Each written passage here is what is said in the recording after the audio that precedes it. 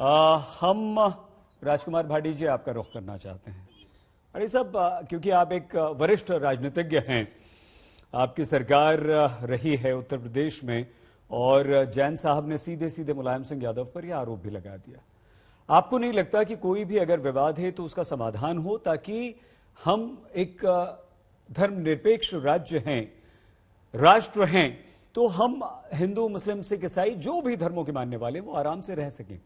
क्या आपकी सरकार द्वारा ये प्रयास नहीं किया गया, कहीं ना कहीं मामले को दबाने और या लंबित रखने का प्रयास किया गया? भाटी साहब, देखिए, आपने बिल्कुल ठीक कहा कि अगर कहीं विवाद है तो उसका हल होना चाहिए, लेकिन विवाद जबरन पैदा किए जाएं, रोज नए विवाद पैदा किए जाएं। अभी आपने अभी बताया कि ज्ञानवापी का मसला चल ही रहा है, अब ताजमहल की भी बात उठा दी गई है जी। 900 मस्जिदें इनकी सूची में हैं। भारतीय जनता पार्टी आरएसएस की सूची में हिंदुस्तान की 900 मस्जिदें हैं जिन्हें ये मंदिर बताते हैं, और उन सबको ये बदलना चाहते हैं। ये देखिए, भारतीय जनता पार्टी ने लोकतंत्र को धमकी तंत्र बना दिया है, भय तंत्र बना दिया है। उसे जो ये लोगों को डराने का काम करते हैं, अपना राजनीतिक लाभ उठाते हैं। सब लोकतंत्र वो कहा जाता है, सब समाज वो कहा जाता है जो अपने कमजोर वर्गों का, अपनी महिलाओं का और अपने अल्पसंख्यक वर्गों का ध्यान रखे, उनके सम्मान में, उनके अधिकारों में कोई ठेस न लगने दे, उनको प्यार दे, स्नेह दे। ये उल्टा काम कर रहे हैं।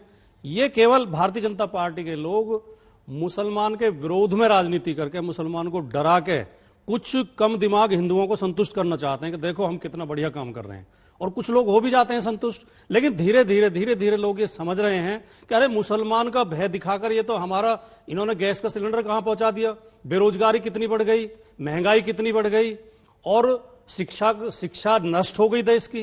कोई यूनिवर्सिटी नहीं बन रही है अब देश में, कोई एम्स नहीं बन रहे हैं, और हम हर सूचकांक में, हर विषय में लगातार हमारा स्तर गिरता जा रहा है। हम हंगर इंडेक्स में भी लगातार गिरते जा रहे हैं, हम प्रेस फ्रीडम में भी गिरते जा रहे हैं, हम महंगाई में भी गिरते जा रहे हैं। हर चीज में हमारे देश की हालत खराब होगी। इनकी दोहरी मार है। सऊद जी, मैं बहुत जिम्मेदारी से कहना चाहता हूं, एक तरफ तो ये देश के संसाधनों को नष्ट कर रहे हैं, देश की संवैधानिक संस्थाओं को नष्ट कर रहे हैं, दूसरी तरफ लोगों के दिमाग में इतनी नफरत भर रहे हैं। भाटी साहब, क्षमा आपको बीच में रोक रहा हूं, लेकिन विश्वास तो बीजेपी पर ही देश की जनता का दिखाई दे रहा है और प्रबल होता जा रहा है। उत्तर प्रदेश में आप बहुत शानदार चुनाव लड़े, आपको लग रहा था कि इस बार तो हम वापस आ गए, लेकिन देखिए इस बार फिर से विश्वास बीजेपी पर ही। देखिए, भारतीय जनता पार्टी की सरकार जब 2014 में बनी, भारतवर्ष के अंदर लोकसभा में उन्हें बहुमत मिला, तो वो कांग्रेस की असफलता थी। कांग्रेस के लगातार घोटाले खुल रहे थे, उसके खिलाफ लोग निराश थे। उन्होंने एक उम्मीद के साथ भारतीय जनता पार्टी को वोट दिया, और इनका नारा क्या था? सबका साथ, सबका विकास, अच्छे दिन आएंगे, 15-15 लाख रुपए मिलेंगे, 2 करोड़ रोजगार मिलेंगे, महंगाई घटाएंगे, पेट्रोल 35 रुपए लीटर मिलेगा, सबको रोजगार देंगे। पहला कार्यकाल में माननीय मोदी जी ने, बीजेपी की सरकार ने, क्योंकि ये बहुत चालाक लोग हैं, विवादास्पद बातें नहीं उठाई। लेकिन जब दूसरी बार चुन के आ गए और इनका बहुमत और बढ़ गया, तो अब ये खुला खेल फर्रुखाबादी कर रहे हैं। अब हर विवाद को, जिसमें मुसलमान परेशान किया जाता हो, जिसमें उसे डराया जा सकता हो, कभी हलाला उठाएंगे, कभी उसका उठाएंगे। Sir Bhati sir, sorry, Rakesh ji आ रहे हैं आपके पास, आप जवाब देना चाह रहे थे पहले भी, लेकिन 2 हमारे साथ मेहमान और हैं, उनसे एक रिएक्शन ले लें छोटा सा।